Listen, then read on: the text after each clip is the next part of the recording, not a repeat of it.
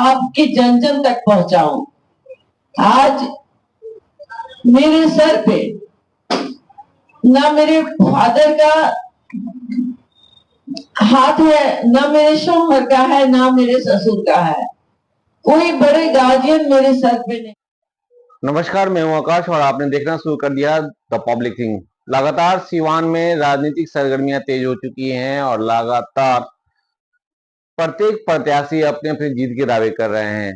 एक तरफ जहां सीवान में एनडीए प्रत्याशी रमेश सिंह कुशवाहा की पत्नी विजयलक्ष्मी लगातार क्षेत्र में भ्रमण कर रही हैं, योगी और मोदी नीतीश के नाम पर वोट मांग रही हैं और सामूहिक विकास की बातें कर रही हैं। वहीं दूसरी तरफ राजद के प्रत्याशी और बिहारी चौधरी भी लगातार जनता के बीच जा रहे हैं।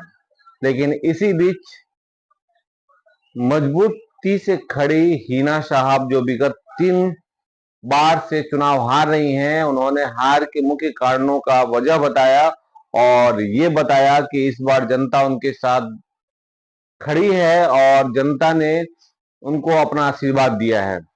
उन्होंने ये भी बताया कि वो अपने परिवार में अकेली हैं, लेकिन समाज उनके साथ खड़ा है। उन्होंने सीधे तौर पे ये कहा है कि ना उनके पति उनके साथ हैं, ना उनके पिता हैं और ना ही ससुर हैं, लेकिन इन सब के बावजूद भी लोग उनके साथ खड़े हैं और लोगों पे उनको पूरा विश्वास है। उन्होंने अपनी जीत के लिए लोगों से अपील की है और अपना बहुमूल्य वोट टेम्पू छाट पर देने की बात कही है। उनसे जब ये सवाल किया गया कि लगातार ये आप पे आरोप लग रहा है कि आपके साथ जो लोग भगवाधारी घूम रहे हैं वो लोग बनावटी हैं, तो उन्होंने ये कहा है कि नहीं, वो लोग बनावटी नहीं है, वो लोग उनके अपने लोग हैं और इसी सीवान के रहने वाले हैं। उन्होंने यहाँ की बेटी और बहू होने का बात कही और साथ ही साथ ये भी कहा है कि वो इस बार चुनाव लड़कर पूर्व सांसद मोहम्मद शहाबुद्दीन के जो अधूरे विकास के सपने हैं उसे पूरा करना चाहती हैं।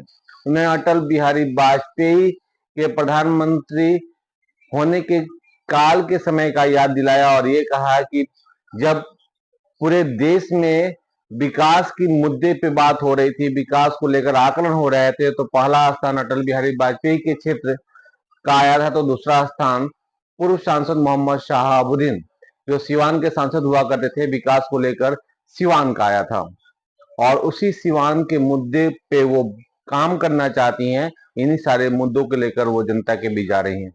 आज के प्रेस कॉन्फ्रेंस में उन्होंने साफ तौर पे ये कहा है कि जनता उनके साथ खड़ी है और वो जनता के साथ हमेशा खड़ी रहेंगी।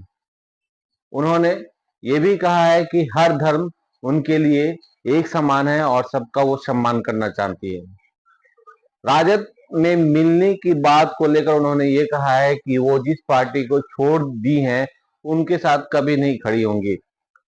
अन्य पार्टी जैसे बीजेपी या अन्य जो सहयोगी पार्टियां हैं उनके साथ खड़े होने की बात उन्होंने कहा है कि जो जनता उनको आशीर्वाद दे रही है उन्हीं जनता का वो राय लेंगी और वो अगर कहते हैं कि उनके साथ वो खड़ा होना है तो खड़ी होंगी, अन्यथा जनता के साथ खड़ी रहेंगी।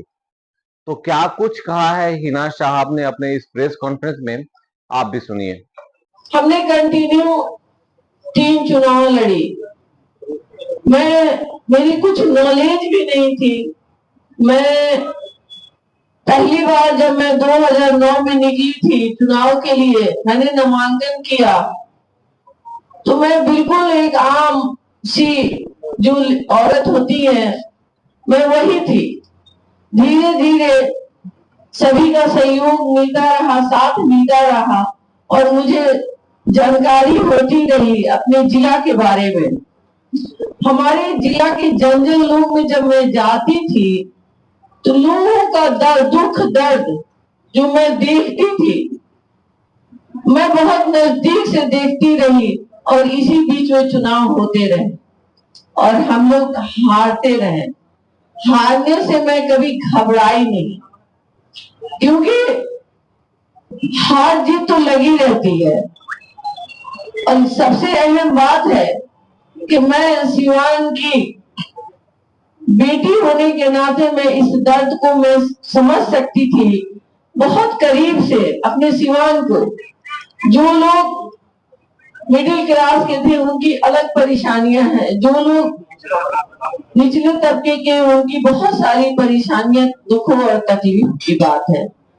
बहुत सारे मसले हैं सिवान में, लोग नजदीक नहीं जाते हैं उन लोगों के दर्द को सुनते नहीं। मैंने सुना और सुनने के बाद मैंने फिर निर्णय लिया कि इस बार मुझे निर्दलीय प्रत्याशी के रूप में आना चाहिए। अगर मैं निर्दलीय बन के जाऊंगी जन जन तक, तो मुझे हर समाज के लोग मुझे समझेंगे करीब से, और जो मेरी संघर्ष रही है कंटिन्यू, मेरे परिवार की, हमारी, मेरे शौहर की, लोग बहुत नजदीक से जानेंगे और समझेंगे। यही सोचकर मैं इस चुनाव में आई हूँ। और जब मैं नामांकन किया तो पहला मेरा यही सोच था कि इस बार हम लोग नामांकन बहुत सिंपल तरीके से करेंगे, क्योंकि हमारे जो भाई बंधु और जो अभिभावक लोग होते हैं, बुजुर्ग लोग होते हैं, उन लोगों को बड़ी परेशानी होती है। हौसला तो बहुत होता है कि हम लोग इस बार नामांकन में जाएंगे और उनका पूरा सहयोग करेंगे, साथ देंगे। लेकिन मैंने सोचा इस कड़क धूप में लोग 3 से 4 घंटे लग जाते हैं प्रक्रिया में नामांकन के, तो उसमें लोगों की परेशानी होगी। उस परेशानी को मैं दिल से ली और मैं अकेले अपने समर्थकों के साथ मैं नामांकन की। ये मेरी पहली सोच थी और इसी सोच के साथ मैं सिवान जिला की मिट्टी से जुड़कर मैं सभी तबके के लोगों को आगे बढ़ाने के लिए मैं आई हूँ। आप सबको इसलिए मैंने निमंत्रण किया है, बुलाया है कि मेरे जो दिल में बात है आपके जन जन तक पहुंचाऊं। आज मेरे सर पे ना मेरे फादर का हाथ है, ना मेरे शौहर का है, ना मेरे ससुर का है। कोई बड़े गार्जियन मेरे सर पे नहीं है, लेकिन फिर भी आप सबके सहयोग से, आप सबका साथ, सबकी ताकत को देखते हुए मैं इस चुनाव में आई हूँ। मुझे उम्मीद है सिवान के जन जन तक मेरी आवाज जाएगी और हर कोई मुझे समझेगा और दिल से एक्सेप्ट करते हुए मेरा अपना जो चुनाव चिन्ह है टेम्पो 13 नंबर नामांकन, जो उसके जो ईवीएम के में नंबर आते हैं वो 13 नंबर है। उसपे अपना कीमती वोट, ऑटो रिक्शा, उसे आम भाषा में टेम्पो कहते हैं और खास भाषा में ऑटो रिक्शा कहते हैं, उसमें अपना एक एक कीमती वोट देंगे। सभी हमारे बुजुर्गों से मेरी आशीर्वाद मिली है। मुझे आशीर्वाद के साथ साथ मुझे सभी ने आश्वासन भी दिया है कि आप सब आगे बढ़े, मैं आपके साथ हूँ, आप अकेली नहीं है, मैं सभी आपके साथ हैं। यही बात कहनी थी और अपने चुनाव चिन्ह को भी लॉन्च करना था। मैं सब मीडिया बंधु की आभारी हूँ। आप सभी हमारे बड़े और भाई बंधु, हमारे नौजवान बच्चे, जो हम लोग चुनाव जीतने के बाद जो उनकी सोच बनेगी, जैसी जरूरत महसूस होगी कि हमको सिवान को आगे बढ़ाने के लिए हमको क्या करना चाहिए, उसके बाद हम लोग सोचेंगे, समझेंगे, फिर आपको जवाब देंगे। चुनाव जीतने के बाद आरजेडी के लिए क्या सोच रखती है, क्योंकि आरजेडी से रिश्ता खत्म हो चुका है? देखिए, मैंने कहा है, आप लोगों से कई बार कहा है कि जिस दल को हमने छोड़ दिया उस दल के बारे में दोबारा सोचने की जरूरत नहीं। हम लोग जो कहते हैं वही करते हैं। मैम, एक सवाल है। मैडम, आपने कहा कि 3 बार आरजेडी से चुनाव आप हार गई, तो निर्दलीय होकर के काफी अपने आप को मजबूत समझ लिया इस बार। देखिए, मैंने कहा था आप लोगों से कि जो सभी दल में अच्छाई और बुराई दोनों होती है और मैं इसकी शिकार हुई हूँ और मैं कंटिन्यू चुनाव हारी हूँ। तो मैंने सिवान के लिए सोचा, पहले भी मैं सिवान के लिए जानी जाती थी कि मैं सिवान की बेटी हूँ। इस नाते मैंने इस बार दिल से सोचा कि मैं इंडिपेंडेंट ही चुनाव लड़ूंगी। आरजेडी के टिकट पर 3 बार चुनाव हार गई, क्या वजह रहा? आप कह रही कि शिकार हो? नहीं, ऐसी कोई बात नहीं थी। चुनाव हमने बहुत अच्छे से लड़ा, लेकिन पार्टियों का कुछ अलग उनका अपना सोच होता है, जिसकी वजह से हम लोग चुनाव हारते गए। विपक्ष का कहना है कि अपनी वजह से वो चुनाव हारी। संजय जब आए थे तो लगा कि इस वक्त जीत गए, लेकिन वो तीनों बार अपनी वजह से चुनाव हारी। हम लोगों ने पूरी तरह से मेहनत। हो सकता था कि हमारे नसीब में पार्टी से चुनाव जीतना नहीं लिखा था और हम सिवान की सेवा नहीं दे पाए।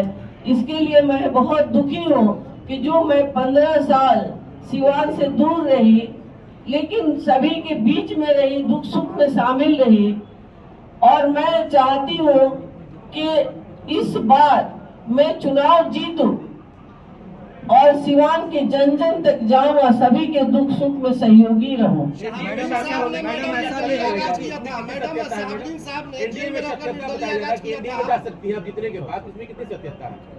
देखिए, मैंने कहा है कि हम लोग सबसे पहले सिवान के बारे में सोचेंगे और सभी जन जन तक मैं जाऊंगी। जैसे मैं चुनावी दौरा कर रही हूँ, उसी तरह से मैं जन जन तक जाऊंगी और उन लोगों से मैं राब्ता करूंगी, बात करूंगी। अगर जरूरी बहुत इमरजेंसी होगा पार्टी ज्वाइन करना, तब हम लोग सोचेंगे किसी के बारे में। आज मैं सिर्फ सिवान की बात करूंगी, सिवान के लिए समर्पित भावना से मैं यहाँ बैठी हूँ। मैडम, एक सवाल है, कहा था कि सब रंग हमारा है, उसके बाद से कई सारे लोग भगवा रंग में आपके साथ नजर आ रहे हैं, लेकिन आपके विरोधी ये कह रहे हैं कि ये जो भगवा दिख रहा है ये नकली भगवा है, असली भगवा। देखिए, कलर मैंने कहा था कि सिवान जिला हमारा परिवार है, सिवान जिला के सारे रंग हमारे हैं। मैं निर्दलीय प्रत्याशी हूँ, मैं सारे रंग के साथ चलना चाहती हूँ, मैं सारे लोगों के साथ चलना चाहती हूँ, जाति धर्म से ऊपर उठकर चलना चाहती हूँ। मैं सबके सहयोगी के रूप में, सबके सेवक के रूप में जन जन तक जाकर मैं अपने जो सेवा है वो देना चाहती हूँ। मैडम, निर्दलीय होने का निर्दलीय का कोई स्टैंड नहीं होता है, पार्टी का स्टैंड होता है। और विपक्षी जो उम्मीदवार उनका साफ तौर पे कहना है कि एनडीए और इंडिया के बीच लड़ाई है। देखिए, हम लोग आजाद भारत के नागरिक हैं। यहाँ पे सब लोग अपना निर्णय ले सकते हैं। आपको संविधान से ये हकूक मिला है कि आप अगर अपने गांव के लिए, अपने जिला के लिए जो कुछ भी निर्णय ले बेहतरी के लिए, तो इंडिपेंडेंट के रूप में मैंने लिया है। तो मैं तो सेवा के लिए ली हूँ। हर जन को जो पार्टी से है उन्हें भी सिवान की सेवा करनी है, जो मैं इंडिपेंडेंट हूँ मुझे भी सिवान की सेवा करनी है। उसमें कोई कितना खरा उतरता है सेवा में, वो आज तक आप लोगों ने देखा।